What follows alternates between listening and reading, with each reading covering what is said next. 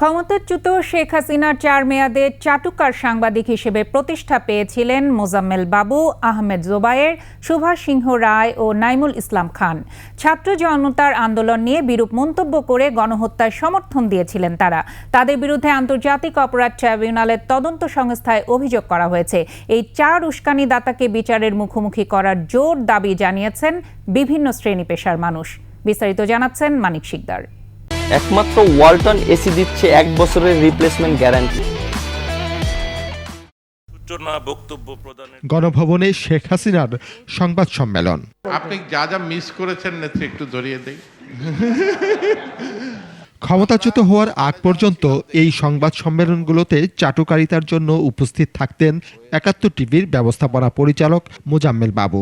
আমাদের স্বীকার করতেই হবে মাননীয় প্রধানমন্ত্রী যে ডক্টর ইউনূসের বিষয়টি আমরা সাংবাদিক সমাজের যথেষ্ট এক্সপোজ করে তুলতে পারছি না। তার যে অপরাধের মাত্রা অনেক বিস্তৃত। সময় টিভির সাবেক ব্যবস্থাপনা পরিচালক আহমেদ জোবায়ের, abnews24.com সম্পাদক সুভাষ সিংহ রায় এবং দৈনিক আমাদের নতুন সময়ের সম্পাদক নাইমুল ইসলাম খান। চাটুকারিতার পুরস্কার হিসেবে নাইমুল ইসলাম খানকে শেষ পর্যন্ত প্রেস সচিবের দায়িত্ব দেন শেখ হাসিনা।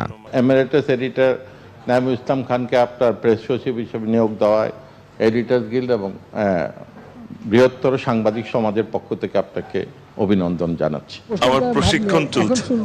আমার আজকের সংবাদ সম্মেলনে প্রথম মাননীয় প্রধানমন্ত্রী সূচনা বক্তব্য প্রদান করবেন এবং এর পরে শুরু হবে প্রশ্ন পর্ব। দেশের কোনো সমস্যাই দেখতেন না এই ৪ সাংবাদিক। তাদের প্রশ্নে শুধু শেখ হাসিনারই জয়গান শোনা যেত।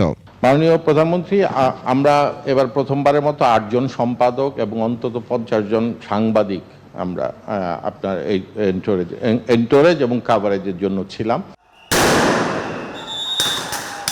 ছাত্র জনতার আন্দোলনের সময় গুলিতে নিহত হন অনেকেই। গণহত্যার সমর্থনে প্রকাশ্য অবস্থান নেন এই ৪ সাংবাদিক। গণহত্যায় সমর্থন দেয়ায় তাদের বিচার চান বিভিন্ন শ্রেণী পেশার মানুষ। প্রচলিত আইনে তার শাস্তি হওয়া উচিত, অবশ্যই শাস্তি হওয়া উচিত। ভালো দিকে সাংবাদিকদের যেমন রোল থাকে, খারাপ কোনো কিছুতে অবশ্য সাংবাদিকদের বা মিডিয়ার রোল থাকে। যারা অন্যায় করেছে তার বিচার আমি কেন, সবাই চাই। ৪ সাংবাদিকের নির্লজ্জ দালালির কারণে সাংবাদিকতা পেশার মান ক্ষতিগ্রস্ত হয়েছে বলেও মনে করেন তারা। সাংবাদিকদের মধ্যেও যদি কিছু ভুলভ্রান্তি থেকে থাকে তাহলে সুষ্ঠু বিচারের মাধ্যমে তারাও সতর্ক হয়ে যাবে যেন ভুল কিছু না হয়। ভালো কাজ করলে ভালো কাজের ফল পাবে, খারাপ কাজ করলে খারাপ কাজের ফল পাবে। পেশার মান বাড়াতে এই ৪ সাংবাদিকের মতো আরও যারা আছেন তাদেরও বর্জন করতে হবে বলে মত তাদের। মানিক শিকদার, ২১ টেলিভিশন, ঢাকা।